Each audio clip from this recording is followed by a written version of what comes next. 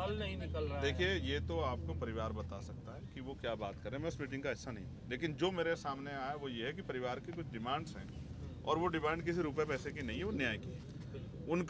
उनकी ये डिमांड्स है कि भाई उनको न्याय मिलना चाहिए, और उसके लिए जब तक वो लोग पोस्ट पर बैठे हैं जिनके खिलाफ FIR हुई है, जब तक वो उस पोस्ट पर बैठे हैं तो वो उसका मिसयूज करेंगे, इसलिए उनको पोस्ट से हटाना ही पड़ेगा। चंद्रशेखर जी, मैं ये नहीं चाहता कोई निर्दोष जेल जाए, मैं आपके सामने कह रहा हूँ, लेकिन कोई दोषी बचना नहीं चाहिए। ये बात हमारी बिल्कुल पुख्ता है, इस पे हम कोई समझौता समाज नहीं करेंगे। SC/ST एक्ट को लेकर आपने बहुत बार बोला है। इनके बाद SC/ST एक्ट को लेकर आपने बहुत आवाज उठाई है। ये भी मामला वही है, और इसमें देखिए जो डेथ होने से पहले उन्होंने अपना डाइंग स्टेटमेंट जी डाइंग इस आधार पर जो कानून कहता है उसमें की गिरफ्तारी होनी चाहिए, अभी तक हुआ नहीं। इसको लेकर क्या कहेंगे? देखिए, डाइंग स्टेटमेंट जो है ना, वो फाइनल स्टेटमेंट है, उसके बाद किसी और एविडेंस की जरूरत नहीं। उन्होंने अपना जो है सुसाइड नोट दिया है, उसके बाद किस चीज़ की जरूरत है? कहते हैं कि मरता हुआ आदमी झूठ नहीं बोलता। उन्होंने गोली मारी है, उन्होंने 7 या 8 पेज का 9 पेज का उन्होंने डाइंग स्टेटमेंट दिया, उसमें सब चीज़ें लिखी हैं, और कास्ट डिस्क्रिमिनेशन का जिक्र, फिर SC/ST एक्ट क्यों नहीं लगा? रोज जो चर्चा होती है कि इसका दुरुपयोग हो रहा है, यहाँ तो सामने है, पुख्ता तो भी नहीं होता, वो होता है जो सरकार चाहती है। आप क्या कह रहे थे? मैं कह रहा टॉप 2 मंत्री और टॉप लेवल के अधिकारी अभी कुछ ही देर बाद जो है यहाँ पर परिवार से मिलेंगे, फिर बातचीत करेंगे, और इससे पहले भी कई बार मुलाकात कर चुके हैं। क्या कैसे देखते हैं इसको आप ये समझिए, उनके हाथ में बहुत कुछ है, वो मिल तो रहे हैं, मुख्यमंत्री मिल रहे हैं, बहुत अधिकारी मिल रहे हैं, तो कार्रवाई करवाने में मदद करा दें, हम उनका धन्यवाद करेंगे। हालांकि उनके कर्म ऐसे नहीं, लेकिन फिर भी सरकार का हम लोग धन्यवाद करेंगे अगर वो फेयर कार्रवाई कराते। और अगर फेयर कार्रवाई नहीं करवाती तो फिर आप समझिए कि कहाँ न्याय तो गरीबों से, दलितों से तो बहुत दूर है न्याय। ठीक है भाई, यहाँ लोग आ रहे हैं, तमाम सब लोग चर्चा कर रहे हैं, न्याय के लिए तो कर रहे हैं ना, पिकनिक तो है नहीं। उनका परिवार का सब कुछ चला गया ना, कि आप पूरन साहब को वापस ला सकते हैं? अगर सरकार पूरन साहब को वापस ले, भाजपा नेताओं का ये भी आ रहा है कि अब मामले का राजनीतिकरण हो रहा है, नेता आ रहे हैं बार-बार, तो राजनीति तो ये दोनों नेता राजनीति करने आ रहे हैं जो मेरे पास आएंगे? आपने तो भी बताया ना। बिल्कुल। या पिकनिक मनाने आ रहे हैं? क्यों आ रहे हैं? राजनीति करने। अच्छा, बेटियों से कोई बात हुई है तो बेटियां क्या बोल रही हैं? आपको कुछ बोला होगा उन्होंने? जी, मेरी बात हुई और मैं आपको बहुत जिम्मेदारी से बता रहा हूँ, उनका सब कुछ उजड़ गया है, उनके मुंह से आवाज़ नहीं निकल रही है। मुझे नहीं पता उन्होंने कब से खाना खाया नहीं खाया है, पानी पिया नहीं पिया है। एक बेटी तो ऐसी जिसने 1 साल से अपने पिता का चेहरा नहीं देखा है, और क्योंकि अभी मोर्चरी में वो वहाँ तक भी नहीं जा पाए हैं, इससे ज़्यादा संवेदनहीनता नहीं हो सकती। अगर सरकार इतने दर्द के बाद भी नहीं सुनना चाहती तो हम लोगों को भी और हमारे लोगों को भी समझना चाहिए कि जो जिंदा रहते न्याय नहीं देते, सम्मान नहीं देते, और जो मरने के बाद भी सम्मान और न्याय नहीं देते, तो वो हमारे कितने हितैषी। ये हमारे लोगों के लिए बहुत बड़ा प्रश्न है, ये उनके सामने एक बहुत बड़ा चैलेंज है, और सोचने समझने की रोटी खाते हैं। अब भी नहीं समझेंगे तो कब समझेंगे? जब एक ADGP लेवल के अधिकारी को, और उनकी जो है अब जो उनकी पत्नी है, जो IAS लेवल के अधिकारी हैं, जिनका पूरा जो है, जो यहाँ थी भी नहीं, जापान थी मुख्यमंत्री के साथ उस समय सरकारी काम से, तो आप समझो जब उनको न्याय नहीं मिल रहा है तो गांव में, जो मोली जैसे गांव में रहने वाले क्या दलित समाज किसी व्यक्ति को जिसको मारा पीटा जा रहा है, इसके बाद उसको न्याय मिल सकता है क्या? शर्म आनी चाहिए सरकार। रोहतक के SP को हटा दिया गया पद से, लेकिन परिवार की जो मांग थी गिरफ्तारी की वो नहीं हो पाई। इसका जवाब मुख्यमंत्री से मांगते। आप ऐसा मुझसे ऐसा पूछ रहे जैसे मैं मुख्यमंत्री हूँ और मुझे कार्रवाई करनी है। मैं होता तो घुटनों के बल होते सब। धन्यवाद। ठीक है, धन्यवाद, थैंक यू आप लोगों का। Okay, thank you. बता देना, बढ़ा लेंगे। ठीक। देखिए, ऐसा है,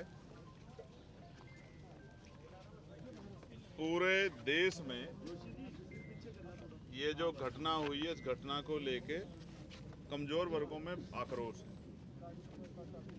सबका ध्यान परिवार की तरफ। आज ऐसी स्थिति है देश में, कमजोर वर्ग का ना राष्ट्रपति सेफ है, ना चीफ जस्टिस सेफ है, और ना ही ADGP लेवल का अधिकारी सेफ। और आज जो घटना हुई, मेरे आने का सबसे बड़ा कारण यह था, कल पंचायत रखी गई परिवार द्वारा।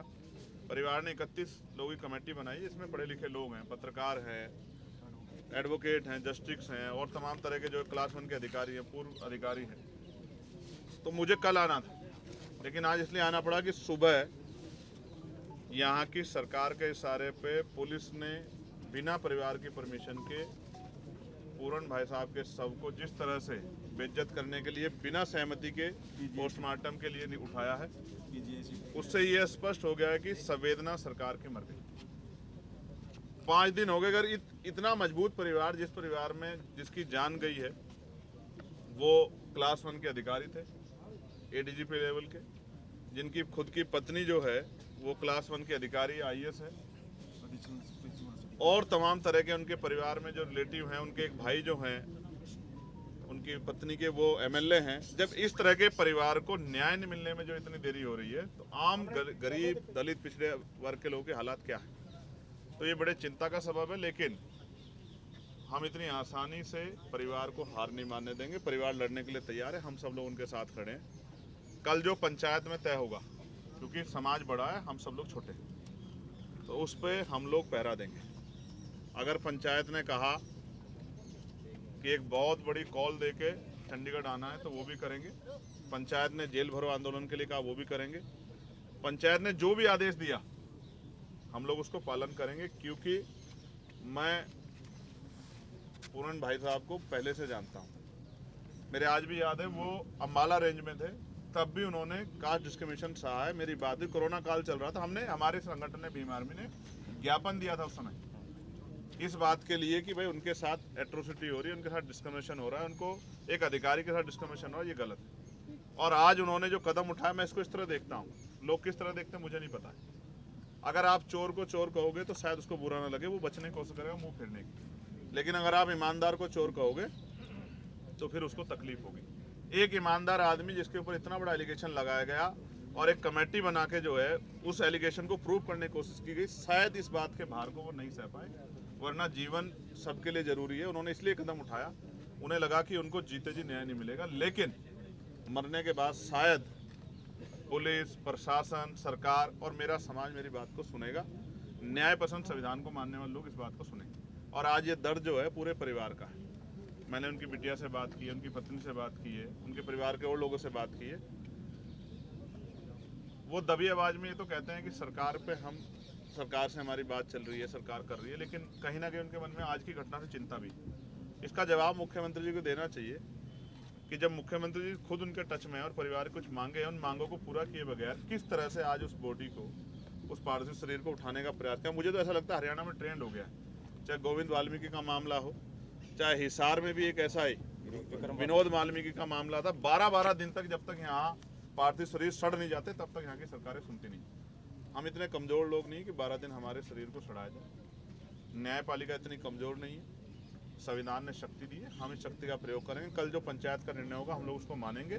और अगर पंचायत ने कहा, तो मैं आपको फिर ये कह रहा हूँ, बहुत छोटे शब्दों में कह रहा हूँ, अगर पंचायत ने आदेश किया कि कोई मीटिंग होनी है, कोई रैली, कोई आंदोलन होना है, तो आप देखना कम से कम 10 लाख लोग चंडीगढ़ पहुँचेंगे। बराबर में आपके हरियाणा है, हरियाणा पूरा गुस्से में है।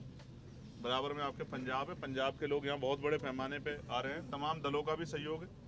और उत्तर प्रदेश के रास्ते भी हरियाणा के जरिए खुले हुए हैं। चारों तरफ से ये पूरा बेल्ट उत्तर प्रदेश से घिरी हुई है, पूरी जो लेफ्ट हैंड साइड यमुना के पास। तो हम लोगों में भी चिंता है कि अगर हम अपने इस लेवल के अधिकारी को न्याय नहीं दिला पा रहे हैं, तो आम कमजोर, दलित, गरीब के साथ क्या हो रहा होगा। और ये भी आपसे छिपा हुआ नहीं है। सबसे ज़्यादा यहीं होता है, बड़े पैमाने पर होता है, और सुनवाई भी नहीं होती। यहीं पर सामूहिक बहिष्कार होता है, यहीं पे घरों से निकाला जाता है। तो हरियाणा की कानून व्यवस्था किसके भरोसे है, इसका जवाब मुख्यमंत्री जी को देना चाहिए। उसको बख्शा नहीं जाएगा। आज मीटिंग थी बीजेपी की, उसमें सभी लोगों ने बात कही है, क्या कहना चाहेंगे एसपी को? तो फिर डीजीपी पे कार्रवाई अब तक क्यों नहीं हुई? और क्या एप्लीकेशन में खेल नहीं हुआ है?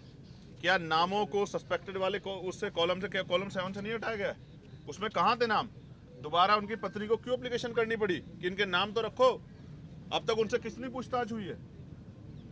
क्या हुआ है? यदि सरकार फैसला ले लेती है मीटिंग से पहले, तो एजिटेशन चलेगा या फिर वही कमेटी निर्णय लेगी? देखिए, किसी एक आदमी का एजिटेशन नहीं है, समाज का एजिटेशन है। कमेटी बनी है, परिवार के कोऑर्डिनेशन होगा, और जो कमेटी का आदेश होगा, सरकार उससे पहले मांग मान ले, कुछ भी नहीं होगा। कमेटी के लिए कल आप रुक रहे हैं, जो उनकी मीटिंग है? देखिए, मैं फिर आपको स्पष्ट कह रहा हूँ, हमारी संगठन के एक आदमी को उन्होंने उसका हिस्सा बनाया है।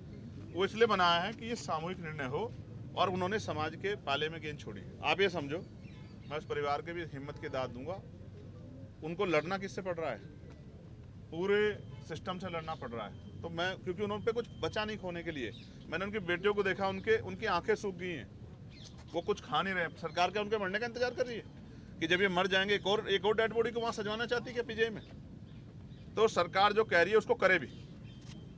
आप इसको लेकर मुख्यमंत्री से मुलाकात भी करेंगे? नहीं, मुझे क्यों मुलाकात करनी, मुख्यमंत्री को दिखाई देता है, सुनाई देता है, उनके प्रदेश का मामला है, राजधानी में सब कुछ हो रहा है कि आंखें बंद हो गई हैं। तो पूरे देश को दिखाई दे रहा है। आप यहाँ से कश्मीर में फोन करके पूछो, कन्याकुमारी में, किसी से पूछो भाई, समाज को, जो सोसाइटी को है, प्रदेश को चलाते हैं एडमिनिस्ट्रेशन के लोग, पुलिस के लोग, उन्हीं से जुड़ा मामला है, तो सबको पता है, बच्चे को पता है। परिवार एक कॉल कर दे, हम कल दिखा देंगे आपको। लगातार चाहे वो